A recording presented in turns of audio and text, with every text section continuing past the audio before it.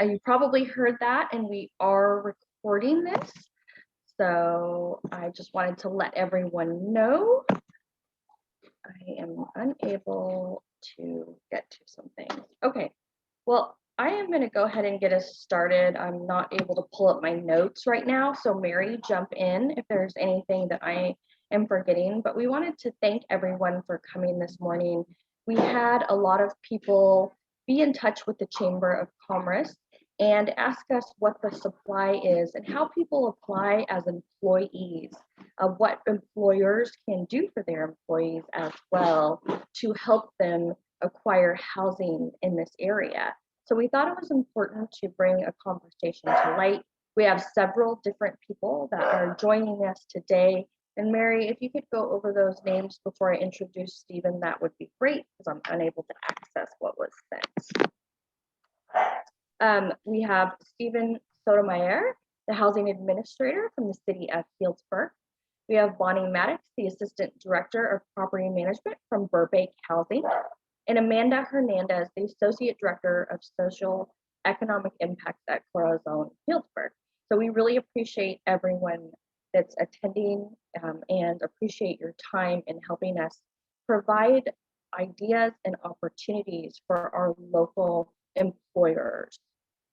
I'd like to, before I introduce Stephen, turn it over to Will Seppi from Costo Bakery. He's our board chair this year, and this was an idea that came from him also talking with people throughout our community. Will? Great. Thank you, Talia, very much, and good morning, everyone.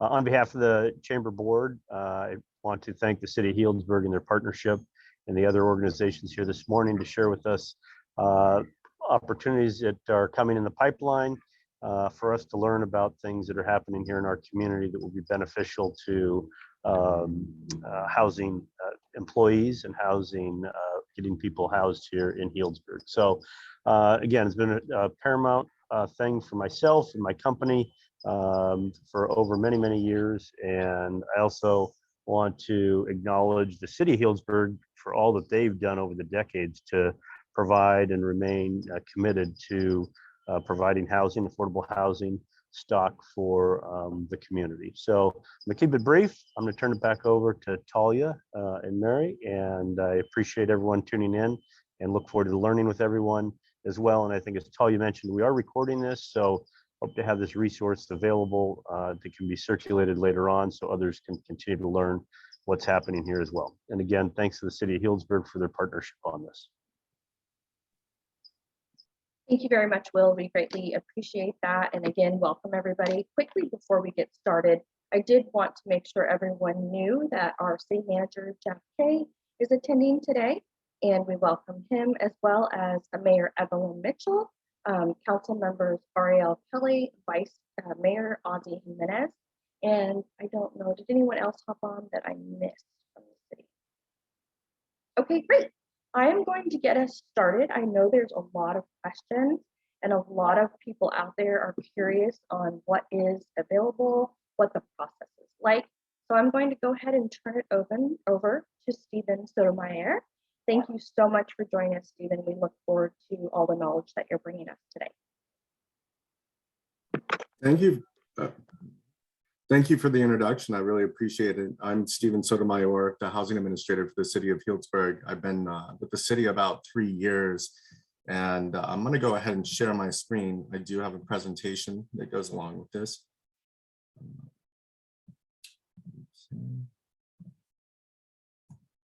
And you know, the first thing I want to start with, and what I might find helpful, is to talk a little bit about, you know, when we speak about housing, I think what's important to understand is in what parameters we're speaking about it. And I think to look at, you know, Healdsburg from a standpoint of who's working in Healdsburg and what are the objectives of housing in Healdsburg, I think is important. And one of the things that the City of Healdsburg worked on was called a housing needs calculator. And what this did is we had a consultant come in and look at the working households that are in Healdsburg, identify the jobs growth, and to take a look at employment and what types of housing we would need to achieve a goal of having at least 30% of those that work in Healdsburg be able to live in Healdsburg. You know, overall, that was something that came out of the Housing Action Plan, which was developed by the Community Housing Committee, and work done by the community largely to identify housing needs across Healdsburg. So if you take a look here, you know, approximately number of households with earnings in Healdsburg was about 3,644. Workers in that household was about 1.63. And we're currently about employees working and living in Healdsburg is about 17.5%, or about 1,264. You know, during the period that we're looking at here, you can see that the annual average employment has been increasing, which is also increasing on the demand of housing and those that are maybe commuting or they are living in the area. And which takes me to my next slide. So when we talk about housing, there's two very different needs. And one is to take a look at what our local needs are. And that was the work that was done by our housing needs calculator. The second, and this is an acronym that is thrown out quite a bit, is called RHNA, or the Regional Housing Needs Allocation. And what that is the state of California, through its housing element law, which is a planning document that we use to identify housing needs and programs and policies that we put in place to build housing. And that is given to the Association of Bay Area Governments, where they get an allocation that the state says over the next 8 years, you need to be able to build this many housing units to meet the needs in your community. And in this case, you know, we're completing what would be the 5th cycle, but we're projecting from 2023 through 2030, what the state has told us that we need to build, you can see here in the red.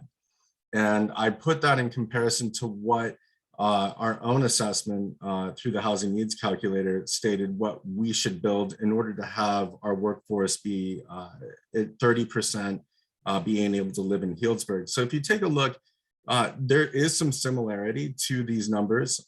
These are both over an 8-year period.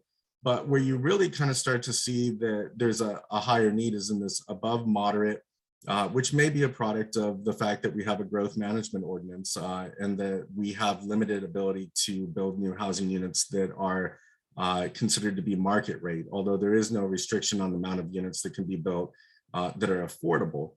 And so this gives you an idea or an overview of what our housing needs are local versus what the state is asking us to build. And just to put it in context. So this chart here shows us the number of working households by income broken out compared to our existing housing inventory. I think what's important to note here is that Healdsburg has approximately, I would say about 4,700 units of housing. And when you take a look at where our affordability factors are, you can see that about 10% of our housing stock is deed restricted affordable, which is, you know, something that most cities have trouble achieving.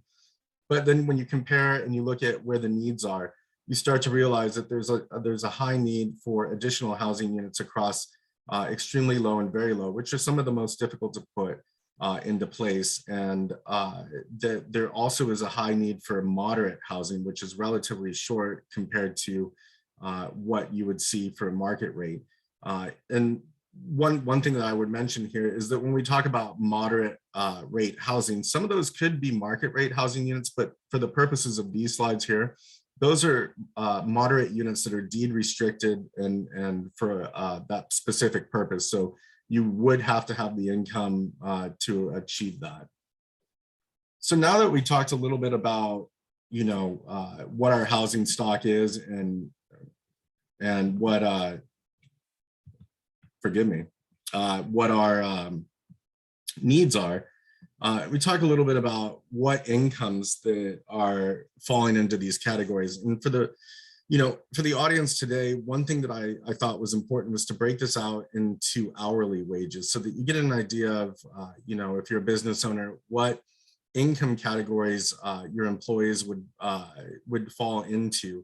If you take a look, it's highlighted in blue is the median. And when we talk about affordable housing, traditionally we're talking about incomes that would qualify to be in those units would be from low to extremely low.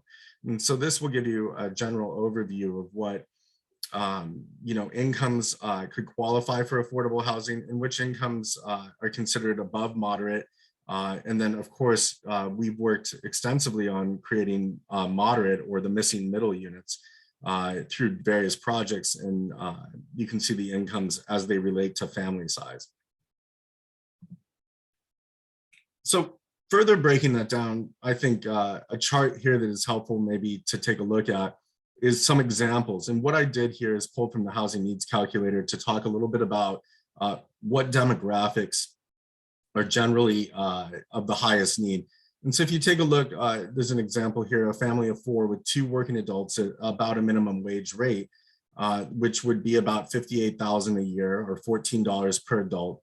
The types of jobs that would be associated with that. And then of course, what the rent affordability is. Now, if you look at 1,454, you realize there's not very many units in Healdsburg that would support having this family live in Healdsburg or be appropriately sized for the family with the amount of bedrooms or square footage that would be available. So generally what this family would find is that the deed restricted affordable housing that we would have that is done through partnerships with Burbank Housing, Eden Housing, would be appropriate for a family of this nature. If you look at like a single parent with 2 kids and take a look at the jobs that would pay that level, you start to get up to about $2,000 a month, which would probably size an apartment, but once again, maybe not achieve the same space that would be necessary. This family in this example would also qualify for low-income housing that's deed restricted that we have done through partnerships. And then finally, if you look at the family of 4 with 2 working with 103,000, you start to get into a family that could start to afford, if you did a Zillow search, which is what I used, or a Craigslist search of available units, start being able to move in. And then you can see more examples as we go forward. And then talking about being able to buy a house in Healdsburg, with the average sales price right now at about $909,000, you would need an income around $175,000 to be able to buy a house within the city of Healdsburg and be able to live and work here. So these are some examples that give you an idea of where your workforce might fall into and what it would take to be able to live in Healdsburg. And so more importantly, I think, is what housing can my workers access? And I wanted to highlight some of the projects that are on the way or in progress. As we know, the Eden housing portion of the Mill District broke ground last week and would have 24 very low, 16 low, which would support income ranges that you're looking at on this chart.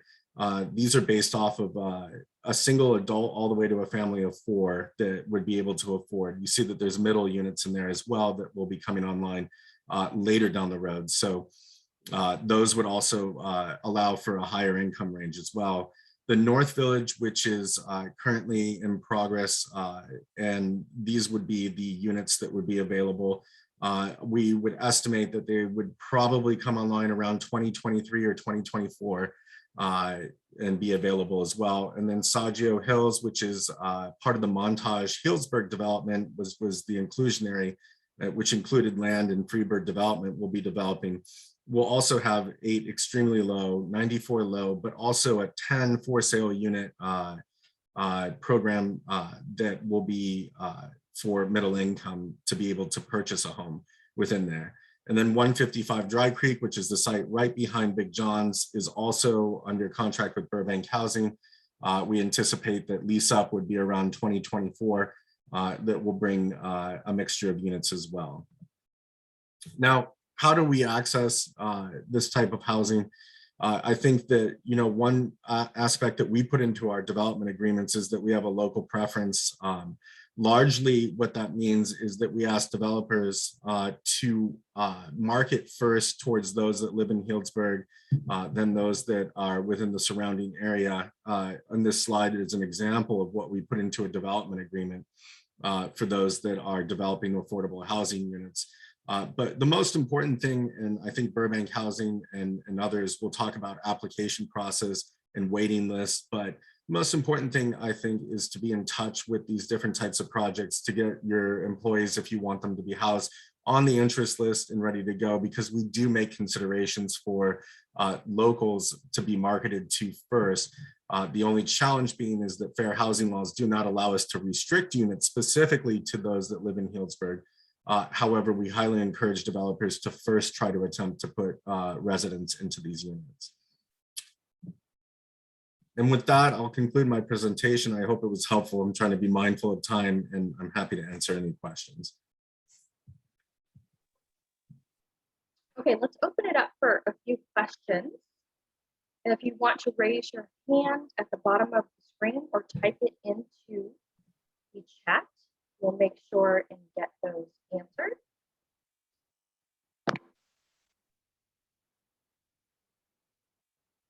While we're kind of starting that, is there a possibility you could give us sort of the brief history of workforce housing in our area and how the TOT dollars help go towards that, Stephen?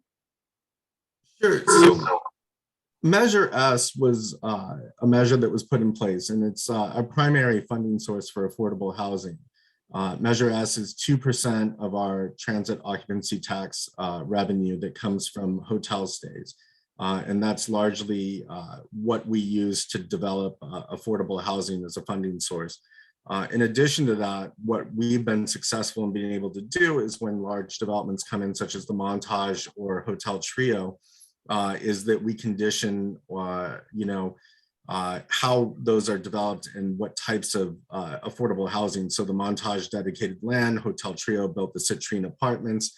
And so we leverage those types of developments, and we've been very successful in doing that to get workforce housing as a part of larger developments that create jobs and having workers that would need to access housing.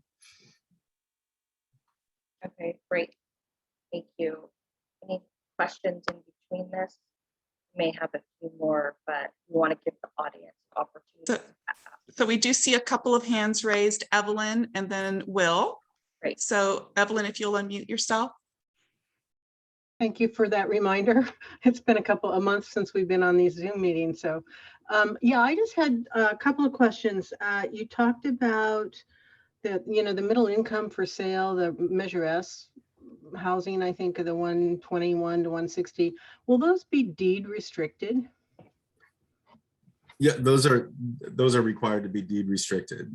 And so recently we had those for rent and then we amended it for sale, the Measure P units that could be permitted for that. It's, they don't require a GMO allocation, or they do have their own GMO allocation to be able to be built, but those are deed restricted, yes.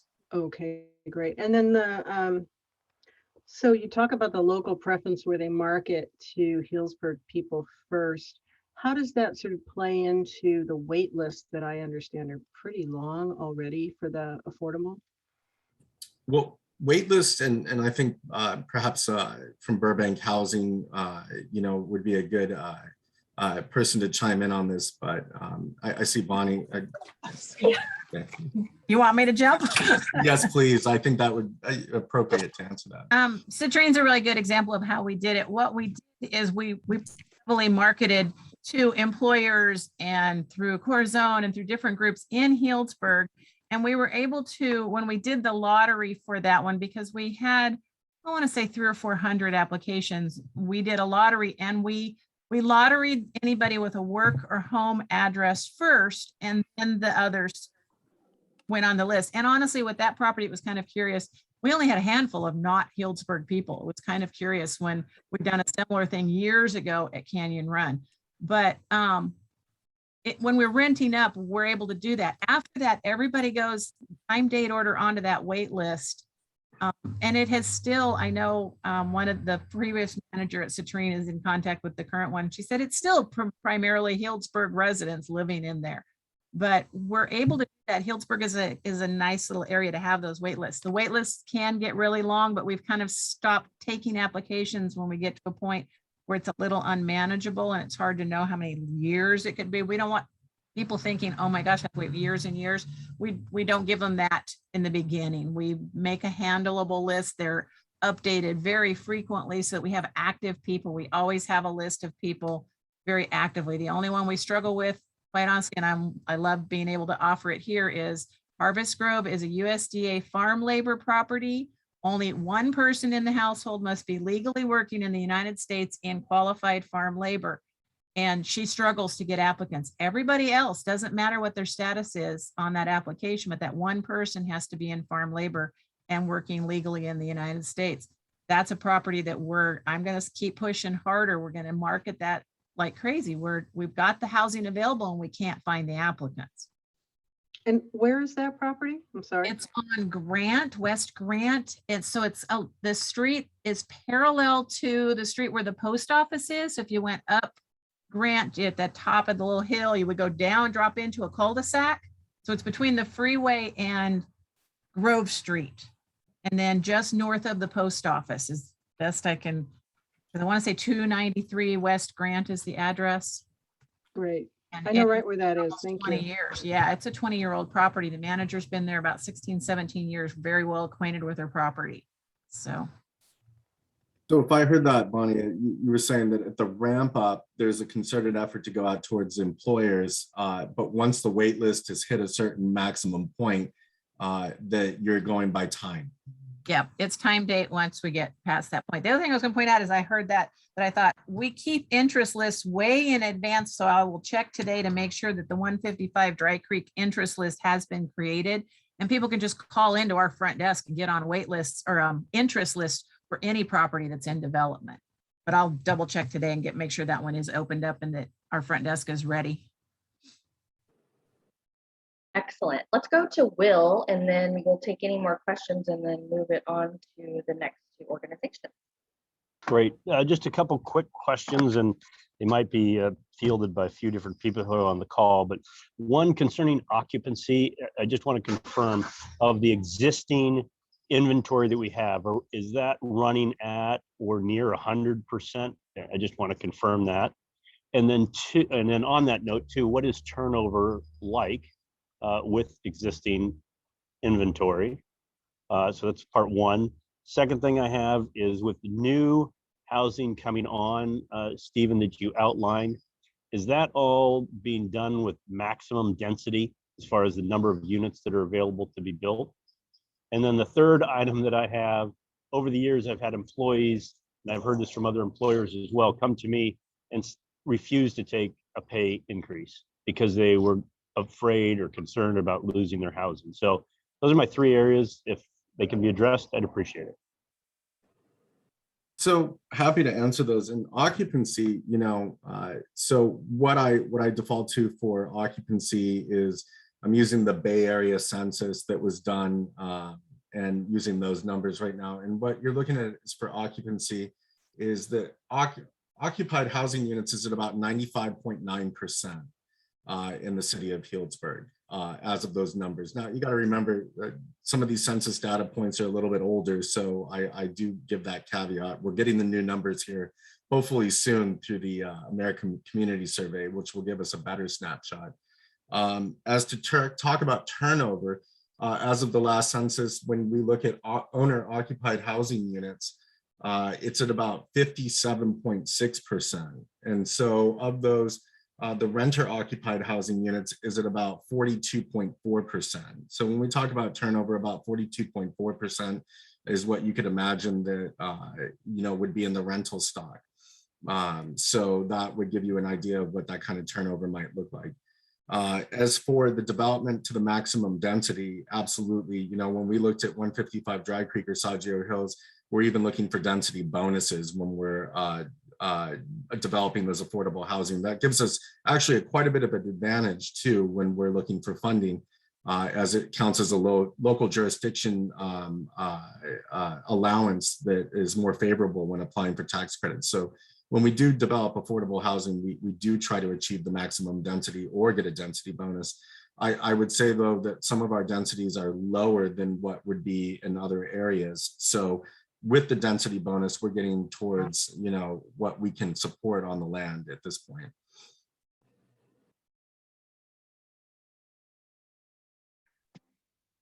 Okay, I'm gonna, Holly, it looks like you, Holly's raised her hand. Sorry, the other item that I had was on pay. Is anyone able to address that as far as Oh. compensation, hourly rates, and people that are currently being housed and increases in pay? Yeah, and that's a challenge of affordable housing is that, often you hear that people are, well, I'm hesitant to take a pay raise. I do get calls from tenants that are concerned that they might become over income. And within our agreements with many of our affordable housing developers, there's a certain time frame in which you have the ability to stay in that unit, but eventually, as part of tax credit dollars, it's a requirement that they go through and they make sure that the tenants are within the income limits. But maybe Bonnie might have a little bit more on that too. Yeah, tax credit, and most of the properties that we manage in Healdsburg are tax credit based. Tax credit requires you qualify when you move in. And then once a year, we requalify to mostly just to keep tabs of where they are. Most of our properties have multiple layers where it's maybe 30% AMI, 50% AMI, 60%. And tenants it's explained to them at move-in that if you move in at 30% qualified and down the road 3 or 4 years, we requalify you and you now exceed 30% and you even exceed 50% AMI, your rent will get increased to that limit, which is still extremely affordable compared to market. If I showed you rent schedules, your jaw would drop. And it's then 60%, and it can come up like that. The only time they're given notice to move out, and we give them 6 months to find housing, is when they exceed the welfare exemption limit, which is around 140% AMI. So if you exceed 140% AMI, you're up there with the regular world at that point. And they know this from the first day when they sign their lease, that this is a potential. And each year when they're recertified, they're notified again, here's the limit and here's what could happen, so that they're kind of preparing themselves. And so we almost never have anybody surprised when they get there. So, because it's not really, our housing is not really intended to be forever for life. It is we would like it to be that stepping stone while they're improving their life and working toward that potential home that they buy down the road. Can I add something to that, Bonnie? Sure. I think it's important to mention, and I think it would be helpful, is, I think that when we think of housing, we should think of it as a pipeline. And we should continuously hope that people do increase their income. I think the challenge that we face is that once you have increased your income to a certain level, like 140%, we still face a challenge of affordable housing for those individuals. And that might be an area in which somebody moves out to either Windsor to Santa Rosa and doesn't stay in Healdsburg. So that when we address affordable housing in general, we want to not just address the very low and the low income, we also want to make sure that there's a steady pipeline so that people, if they choose to live and work here, can do so.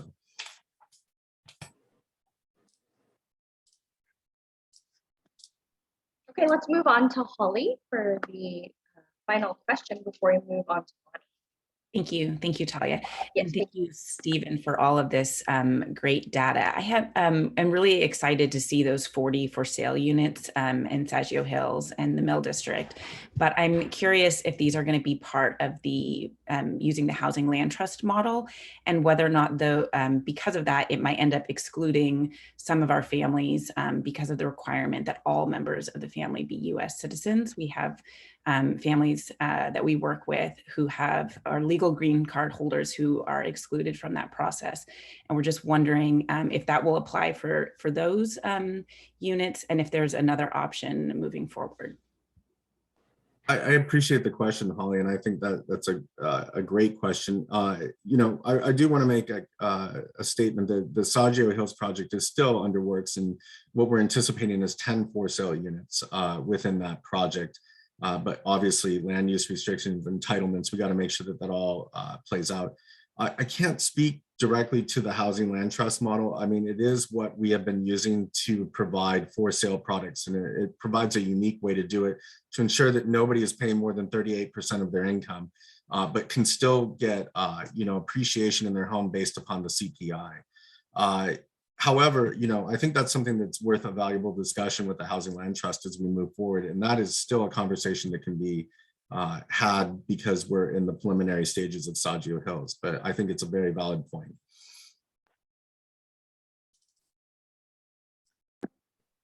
Okay, great. Thank you so much, Stephen. You're just a plethora of information. And for those of you that haven't been able to ask a question, I know Stephen has offered, as well as the other speakers, to stay online for 10 to 15 minutes afterwards. So thank you so much. Moving forward, we're going to start with Bonnie Maddox, the Assistant Director of Property Management at Burbank. And I know you've got a brief overview, but one of the things that I think would be important hearing this is kind of what your application process is.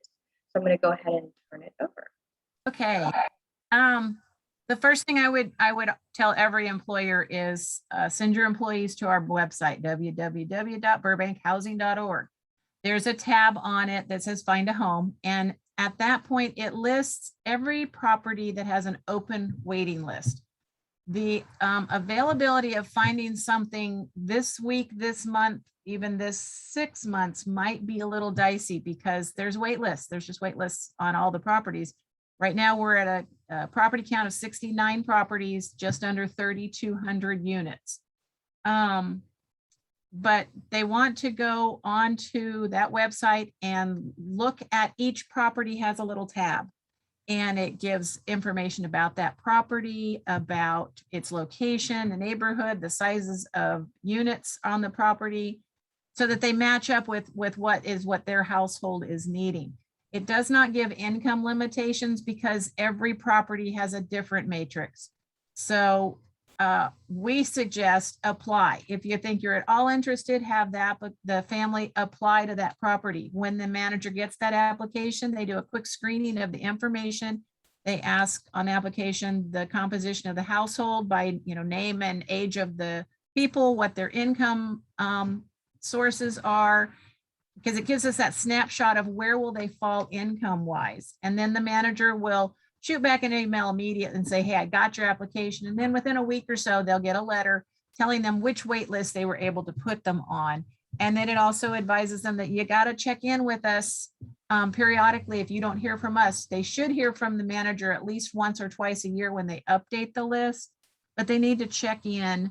And if their phone number, particularly if phone number changes, address changes, we need to know, because the phone is the first way we reach out. When we get notice somebody's going to move, the manager does a quick sort of the wait list based on time date that they applied, and they pick up the phone and start calling people. And then they also send out letters. And so for every vacant, they're going to contact 10 to 20 to sometimes 30 people, because they need to get 2 or 3 people, up to 5 applicants rolling, because if somebody falls out of the process, we got to have somebody new to drop into the process immediately, so that we let people know you're not the only person processing for a specific vacancy. Then the quick snapshot of what they're going to need to be ready to apply is they need to be keeping copies of their pay stubs, their bank statements, their tax returns, any source of income. So if it's Social Security, that benefit letter, TANF, the same thing, benefit letters, child support agreements. If there's a divorce and a custody situation, we need documentation of who has custody of the kids. When we determine what size apartment a household's eligible for, we use the typical guideline, which is 1 person per bedroom minimum to 2 people per bedroom plus 1 in a unit maximum. So that would be a 1 bedroom, could be 1 to 3 people, a 2 bedroom, 2 to 5 people. 3 bedrooms and 4 bedrooms, it gets a little different. Some of the agencies want to see a better use of the property. So they may, it may either be 3 minimum or a 4 minimum, and then it's a 7 maximum on a 3 bedroom. A 4 bedroom could be either 4 or 6 minimum, up to 9 maximum. The only difference to that is the farm labor property will let 10 people live in a 4 bedroom, but it's a really stretch on that poor little property when we do that. And the manager is the go-to. You have any questions about a specific property, it's encouraging your employees pick up the phone and call that property. I will point out, if my phone number is actually 303-1059, not 1959. So jot down 1059. I notice on the slide that it's got the wrong phone number, but my email is perfect. I take emails. All of you employers, email me. Any question comes up, I'm wide open. And if I don't know the answer, I will find out who does and get back to you. So I think that's the snapshot. Great. Thank you so much, Bonnie. That's very helpful, and a lot of resources that I know people have asked me for out in the community is just how do they get people with that list of properties and the weight and so forth. So let's go ahead and move on to our next slide, and then we're going to again open it up for questions. here at the end. So now we are like to introduce Amanda Hernandez, who is the Associate Director of Social Economic Impact at Corazón Healdsburg. So welcome, Amanda. Thank you for joining us. Thank you for having me. Hello, everyone. Good morning. So I'm going to tell you guys a little bit about what Corazón Healdsburg what we're doing in regards to housing, and also how we are working with employers. So the reality of housing is, through this discussion that we're having, is it is something that's really difficult for a lot of the clients, that finding affordable housing, something that's really difficult for the clients that we're serving.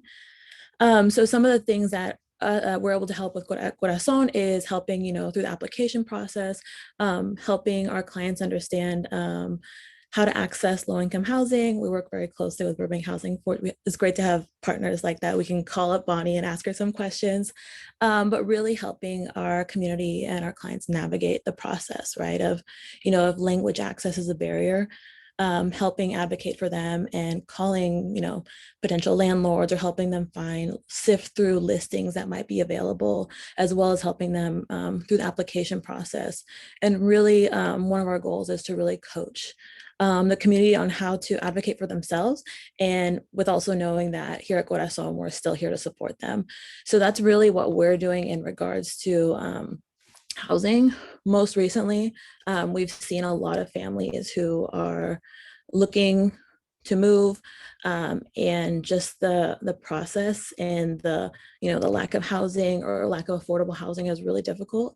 And then a lot of times people have other barriers that we're able to help them get through in order to get to that one point of being able to fill out an application, right? So sometimes, depending on wherever they're applying, or whatever they're able to afford in regards to housing, they might have to go through a couple of other steps before even making it to the application process.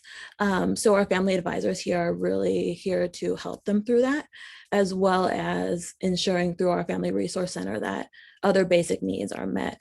So making sure, if they have children, that they know how to advocate for their children while they're at school, making sure that, they feel supported. We have parenting classes, really making sure that, whoever walks on our door feels supported, if they're looking for housing, or if it's, maybe for something else, and being able to refer out to our partners and helping support our clients through whatever process it is that it might be. In regards to working with employers, just to put a little plug out there for everybody, one of the things that we've been doing more recently is working directly with employers to go to where their employees are. So going out, the employer being able to, maybe cut out a chunk of time during the day, because they understand that, it's really important to make sure the community knows about the different resources that we offer at Corazón.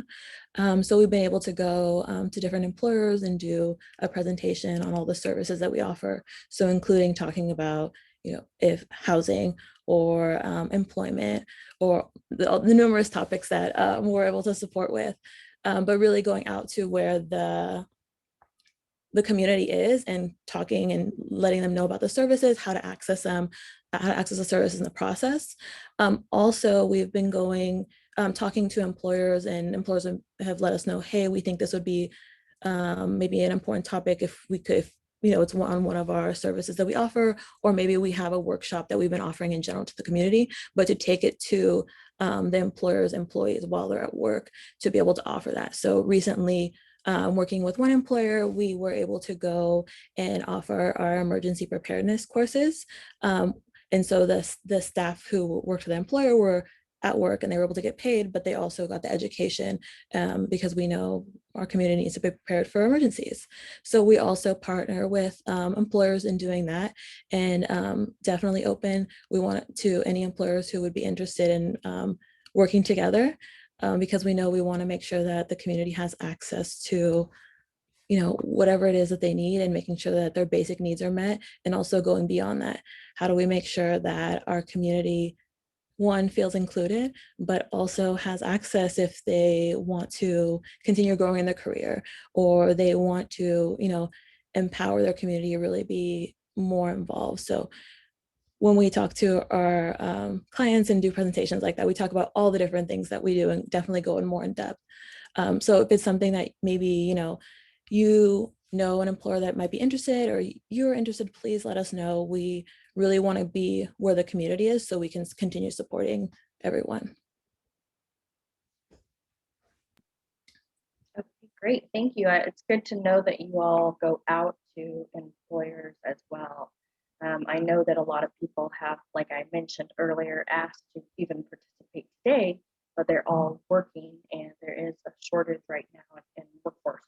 So a lot of people will really appreciate that information.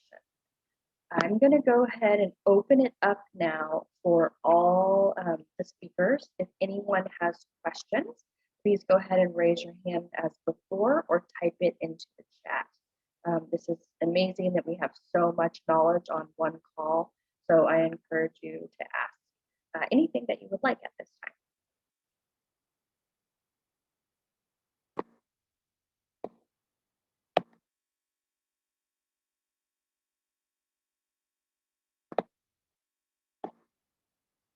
No questions? Okay, I guess. It looks like we do have a question from Ariel. Oh, okay, thank you. Sorry, I didn't see your hand raised. Ariel, go ahead, thank you. Thanks. My question's for Bonnie. And Bonnie, it's great to see you after a long while. Thank you for being here today. And my question is, I'm reflecting back on when you talked about the Citrine Apartments rent up a few years back when you guys were helping that developer get their tenants in. And I know you mentioned earlier on the meeting that there was a very long waiting list. I think 300 is maybe what you mentioned for those units. And I remember that property being a very unique one in that we had 5 or 6 units that were at the 80% AMI range, but then 29 units that were at 120% AMI, which is basically market rate. And I just am curious if you can provide some information to all of us about what you saw in terms of the number of folks who applied for the 80% versus the 120%. And I vaguely remember that it was very challenging to fill the 120s. And if you can talk about that a little bit as we're looking at, affordability of apartments for rent at that price point in future buildings potentially, and challenges in that range. Right. Yeah, it really was. And part of it was also out of our wheelhouse because most of our properties maxed out at 60% AMI, and there was no problem most of the time finding 60% and lower households. But at that 120, there were certain expectations of the property that, that it would be a little higher end, but there was also, it was a little odd. There was some disgruntlement in those applicants in that the lower income, it was a really odd situation, lower income people also on the property. And I didn't see any difference. If people are people, they all need housing.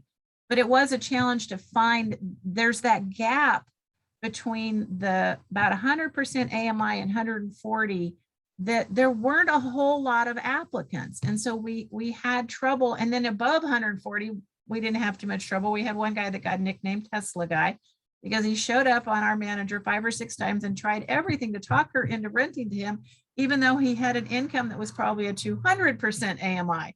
But, it was crazy. And because Citrine is a beautiful, beautiful property. So it was a little bit funny to us that we didn't struggle too much with those 80 and down. In fact, getting people with enough income because they see that Burbank name and think low income. And unfortunately, we were struggling at the same time with the property across the street, across Grove, that was having some issues getting rented up, and it was lower income than Citrine. But we did have some challenges. And so as we move forward, I haven't seen, I need to meet with Efren. I haven't seen what the AMI breakdown potentials are going to be at 155 Dry Creek, but I know we have Montevina, that's a little property that we purchased that's on Prentice, that's in rehab right now. And after rehab is done, it'll do a mini rent up to get those 23 units re-rented.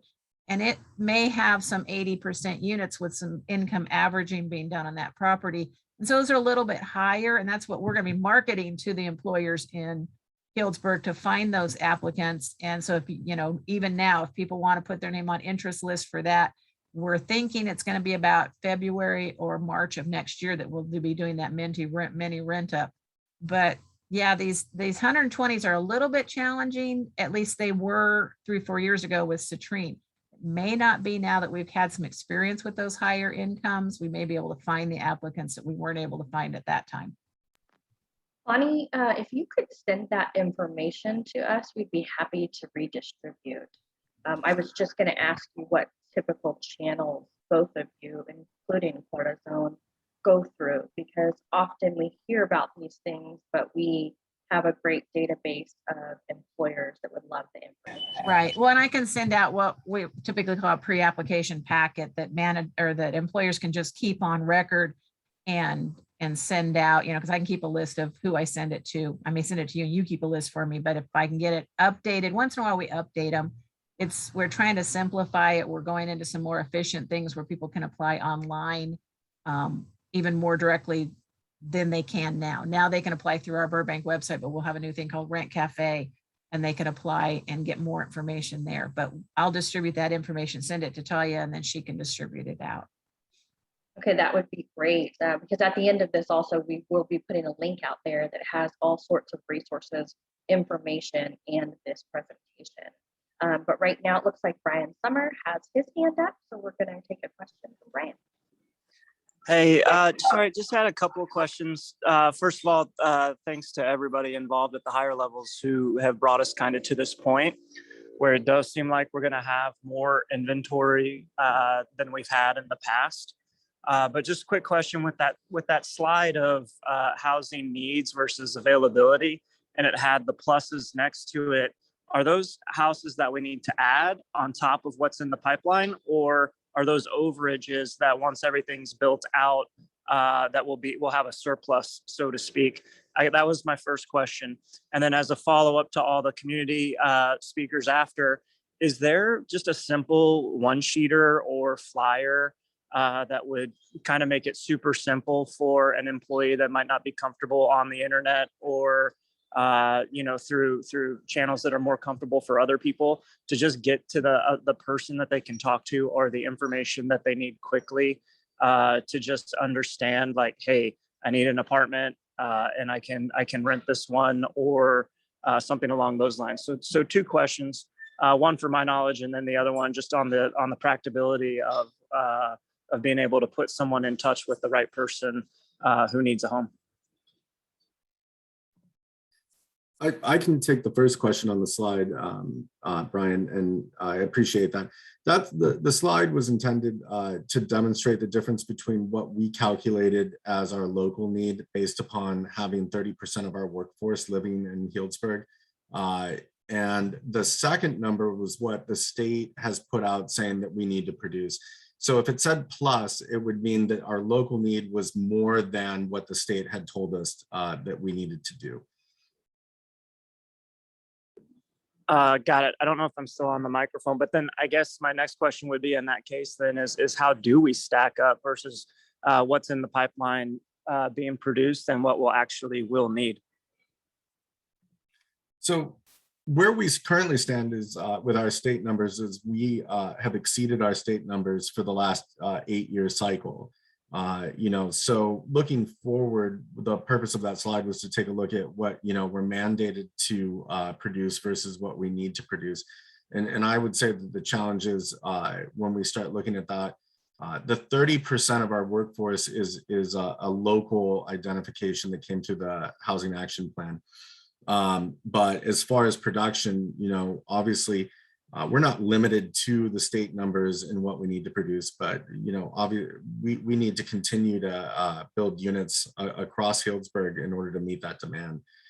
So I guess to go back to your question is, while we always try to achieve what our state mandated goals are, we're also keeping that in a local frame. And I think what's important that's coming up, and a little caveat into this, is that we're updating our general plan housing element. And the housing element is our guiding document on housing production, programs and policies and goals. And that will be a very public process in which we will have public participation, an advisory group that will help us steer our housing policies into the future. So maybe the 30% number isn't what the community wants to see anymore, and they start looking at different aspects to it. So that will be a process that will begin very soon. And I think the participation and the outcomes of those programs, goals, and how we're going to achieve our housing numbers will be part of that conversation. Sorry, so I guess I'm still unclear. That was a lot of dialogue. But so the 30% number is a noble goal.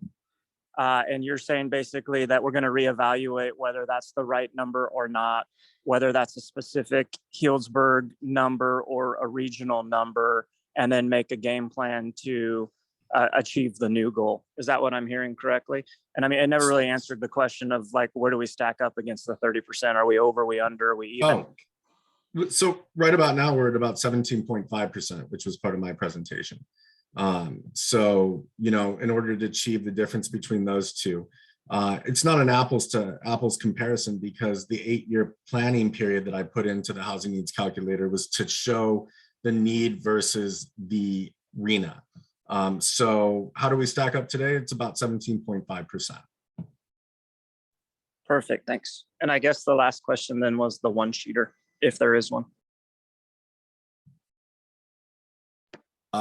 One sheeter, and forgive me if you can restate. Sorry, Stephen, I got a lot going on. Not for you, for the other Oh. people. Like to put someone in touch with Corazón. Is it for us to direct them to Burbank Housing? Is it for us to direct them to Corazón? Is there a sheet that has all the contacts on one? Sorry, I'm just thinking about my employees and how to get the information to them as efficiently as possible for their needs, as far as finding a home. We're talking about creating something like that, Brian, based on today and the information available. So there will be that resource link that will have all the information, and we'll look at making a document of one sheet that's inclusive of all the information. Perfect. Thanks, Talia. Sure. Any other questions? We have, we're right on time, about 5 more minutes. It was a lot of great information that we tried to fit into 60 minutes to be respectful of everyone's time. But again, we have 5 more minutes. If we have, Jeff Kay, our city manager, has his hand raised. So Jeff, thank you. Sure. Thanks, Talia. I actually just had, since we have a second, I wanted to make a quick comment. Thank everybody for participating in this. Obviously, the big goal here for all of us is to find ways to connect our workforce to our housing. And you saw a lot of information from Stephen about the need, and I know that feels really daunting. It is daunting. You hear from Burbank about these waiting lists that become so long that you can't even get on the waiting list anymore, and that makes sense. And I know that probably all seems daunting and a little hopeless. I just wanted to offer a little context in that I'm new, still somewhat new here in this community, and I've spent time in other communities that are wrestling with the same thing in the Bay Area. And we actually are quite fortunate to have a track record of really strong affordable housing development. Having a little better than 1/10 of your housing stock deed restricted affordable isn't what we need necessarily, but it's a lot better than a ton of other communities out there. And if we keep on the trajectory, that percentage keeps getting higher. So we are chipping away. We're also really lucky to have organizations like Burbank that's such a good partner in managing these properties and connecting people to get in there, and organizations like Corazón. So, I know it's a huge challenge. I talk to a lot of businesses, as all of you do, and it's just so hard to find people, and it's hard to find people because it's hard for those people to find housing. So I'm a long way from declaring victory here, and I know we have a lot of work to do, but I just did want to offer a little bit of context that the kind of organizational infrastructure we have and the track record we've built so far is just way ahead of the curve in terms of what other cities are doing. So I think we're on a good track, and I wanted to encourage everybody just to keep using these resources. You get a chance to hear from people who are really experts in this world today. So I would encourage businesses to really call a lot and ask questions as they come up, and give us good ideas about how to disseminate information, because we're going in the right direction, and we're actually leaders in many ways in this, even though there's so much more work to do. So I appreciate everybody's work on it, and just wanted to offer a little bit of good news, since I know it feels like a huge challenge. Thank you very much. And we really appreciate the partnership we've had with the city as well to bring these kind of programs forward.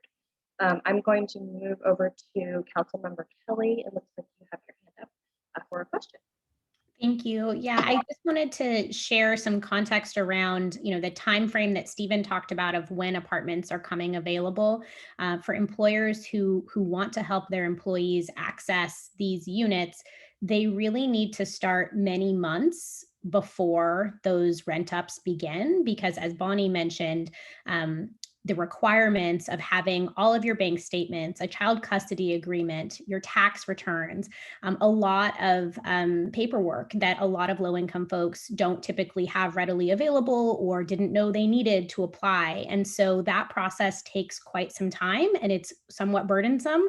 So the sooner that folks can start thinking about it and preparing themselves on paper to be ready to apply, the easier it will be when those rent ups actually start. And so that is, one thing that I think Corazón can help with, and other organizations like Reach for Home, because they know what those requirements are and can help walk folks through that process many months in advance. So it's not a mad scramble, on the deadline to apply, which typically is what happens. And then folks get, frustrated because they just cannot get their paperwork together in time. And obviously, like a court-supported child custody agreement, that's not something you can just go online and download. It takes quite some time. So the sooner people can start that process, the better.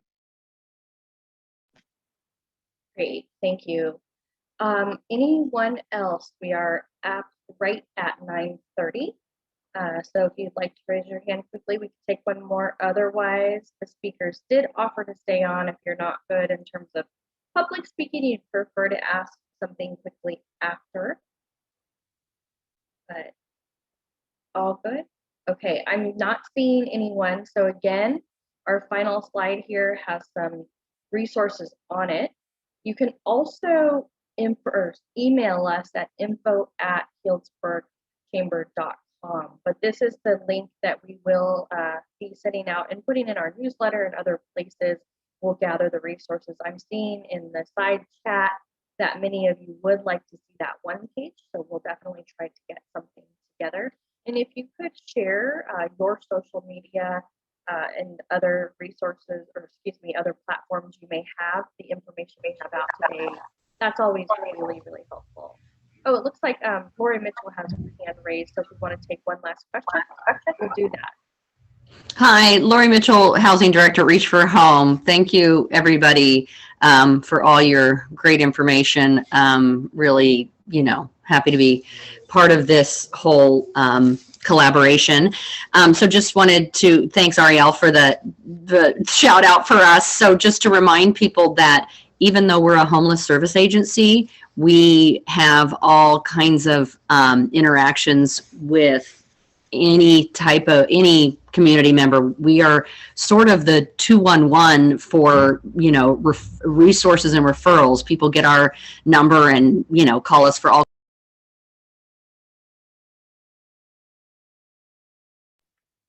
Look, your sound, are you on mute, Lori? If you could unmute yourself. No, I'm unmuted. Oh, it said the host muted me. Oh, must have been an accident. So go ahead. Sorry about that. I don't know. Sorry. I don't know when I cut out, but anyway, we get calls because I think since we're called Reach for Home, anytime somebody's thinking of housing, they call us. And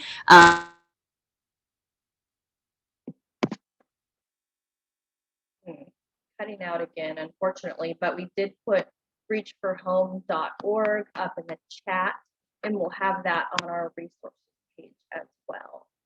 So apologies.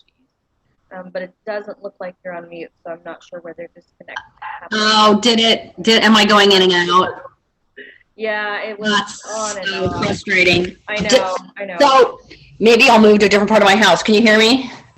Yes, we can. Okay, I'll stand here then. Okay, so in summary, Reach for Homes, I think because of our name, we get calls from all over the county having people ask us to help them find a house. And so we, have people calling us, asking us questions, and we do assistance with Seasons of Sharing for deposit assistance. And we also, can help people with housing searches. So just want to, reminder that if people are, needing some help and you need some, assistance with helping them, give me a call. Okay, great. Thank you. And like I said, we did put your link to Reach for Home in the chat. Any last minute comments from our speakers? Okay. Well, hearing none, then thank you everyone for participating this morning. If our speakers can just stay on one more second in case there was anyone who did want to ask a question publicly. Sometimes people are a little bit shy about that. Since we offered it, that'd be great. Other than that, we thank you for participating and look forward to seeing you at our barbecue August 26th, the Back to Business celebration. We already have about 100 participants. And then there's many things obviously going on at the Chamber that you can view on our website and event calendars. So we want to thank you all. But again, if the speakers could just stay on for just maybe 1 or 2 more minutes, and everybody else, thank you so much.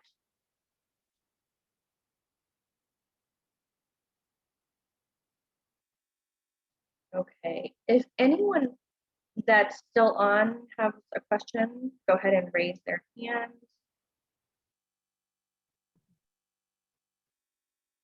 Nope, I think we're okay then. Great Will, job. thank you. You guys did an amazing job, and it's a plethora of information, but I'm getting a lot of text already and asking if we can resend information and have the resource page up. So I'm hoping that all of you will also share that resource page with everybody's information and data, and we'll work on a one sheet at the Chamber of Commerce that we can get out to employers. So great job, everyone. Thank you. Yeah, Will, any last minute comments as chair? If you don't mind just kind of gathering. Not really. I do have something I'll follow up with Stephen on. I'm just curious, and we can end up bringing it up later, but how creative could we potentially get with housing design, right? That's what I guess I'm, could we do dormitory style housing specific to industry needs, or does that fall under any of the opportunities out there? I think that does fall into opportunities.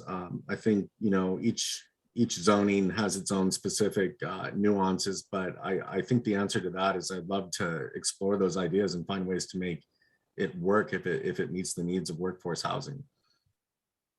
I mean, I look at Healdsburg in particular, right, and look at the needs of our front of house, if you will, the forward-facing service industry in dire need of building a great workforce to serve guests that come from near and far, right? So locals that are living there, plus visitors coming from out of the area. And I mean, we're all under obviously a crunch right now, but if we're not trying to think of and put into place some effective mechanism to house people, It's good 14 we're not people going to be helping ourselves.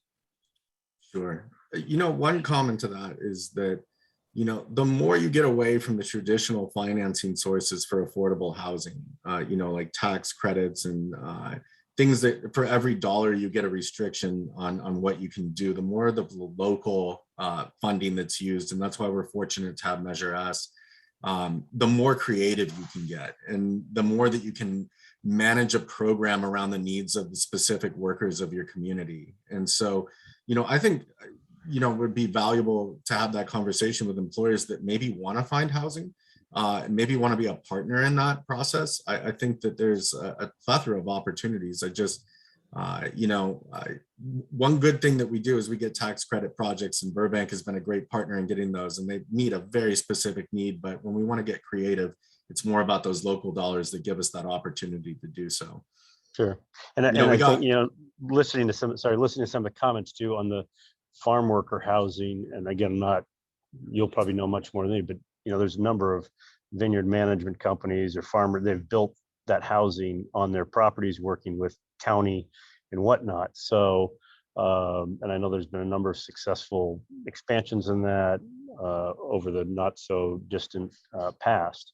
So they've found, you know, ways to help secure the workforce that they need, utilizing their property and utilizing their assets And so again, I would welcome that opportunity to, you know, dialogue further and figure out figure a plan out that could work for everybody. True.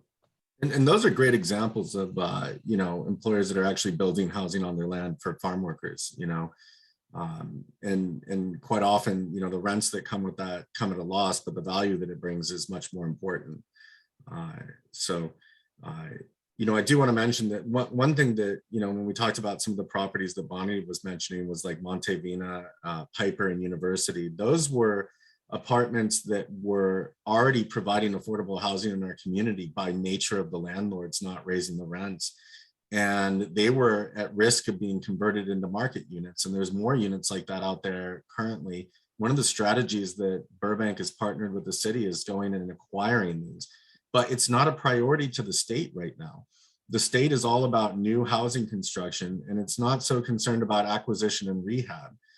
But for cities like Healdsburg, you know, where we have limited space and maybe the densities that we have don't necessarily provide for, you know, higher rates of housing, acquisition rehab is a great strategy to keep your workforce in Healdsburg. You know, for everybody that loses their house, it's 10 times harder to get them back into something that's affordable.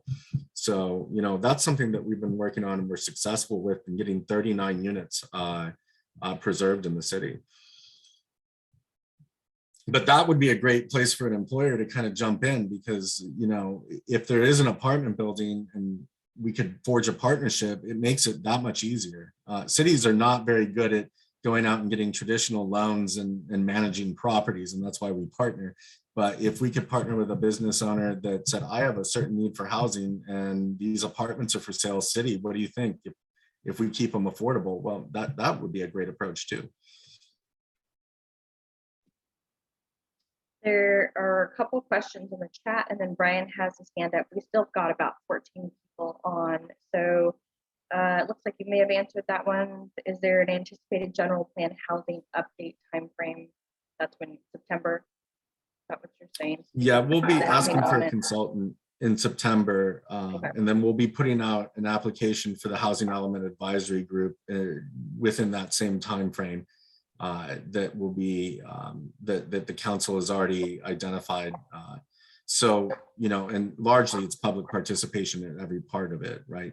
But there's a steering group. But yeah, definitely September, and then, you know, the cycle that we're in ends in 2023. So we need to have our update in, you know, well before that. Okay, great. Brian, and then yeah, you can kind of see on the right side there, there's Kenneth mentioned something, and Brian as well. If you talk creative options later, obviously he has a comment. If you'd like to make it, Brian, that's completely fine. Got them for a few more minutes. And then does anyone want to address Kenneth's note in the chat about the underutilized property to be rezoned? yeah. For Kenneth's comment, I agree with him. There you go, Kenneth. Totally agree. So if you have solutions or thoughts on that as well, I'm sure he would appreciate an email. I think there's a lot of detail in that. I'd be happy to have a conversation anytime around that, and that could be a whole conversation on its own. Yeah. Is the corridors and increasing to rezoning them. Part 2 of the housing forum sounds like. Okay, Kenneth, actually, you have your hand raised. Was that, I apologize, is that new or was that based on your comment? That was new. Okay. I was just responding, wanting to respond and support Stephen. The comment, I'm not really good at public speaking, so that's why I tried to write it in the comment section. But I'm just putting a plug into the chamber community as well as planning to support and talk to your council people. What we need, in my opinion, what we should be having is dialogue in the community about where should housing go. Should we rezone our properties all along the transportation corridor to include diversifying our commercial opportunities in Healdsburg and creating, at the same time, creating housing opportunities in Healdsburg with those commercial properties. For instance, the Burbank property behind Big John's, in my opinion, that should have some mixed commercial store frontage on it to buffer the residents. That's good planning, in my opinion. And I think that that should be done all along the corridor, the Healdsburg corridor, and the Dry Creek, those major intersections. Any place that's within 3 blocks of our transportation corridor should be looked at. And the only way that's going to happen is if the chamber and the community has dialogue with each other to create buzz, to encourage our council to look at these things, to then get staff to move forward. So hopefully that made sense. That was my shot. I'll raise my hand or unraise my hand now. Thank you. No problem. Thank you very much, Kenneth. And we definitely, this is our first step in a long list of things that we have been discussing and bringing this type of thing to the community. So thank you very much. Anything else before? Can I make one comment? Yeah, go ahead. And I want to say that I really appreciate this forum because, I think that, I appreciate as the city's housing administrator, when we look at, strategies and how we're building housing, it's easy to be on autopilot and say, well, let's just build the housing that we're required to build. But it's really important to understand what the business community's needs are and what you're hearing from your employees. If it's, I'd love to hear feedback on, well, I work here, but I can't find a place, or those types of things really help to shape policy. And I think, one of the seats that we identified that needs to be filled, we mandated some seats on the Housing Element Advisory Group, and that's business owners and employers. So, I'm hoping to have a great discussion because it outlines our policy for the next 8 years. And this is our opportunity to really match those goals to our local needs. I've talked to quite a few of you before, but I'm a big advocate of local needs, not worrying so much about what the state thinks that we need to do, but more about what we really need to do. And that's why we did that housing needs calculator. And it shows we need more housing units than what the state's telling us.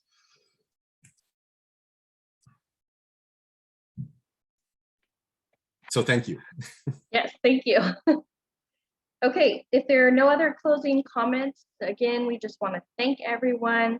We'll have this up on the resource page, and it looks like Lori wrote something. You can read that in the chat. So anyhow, we really appreciate everyone's participation.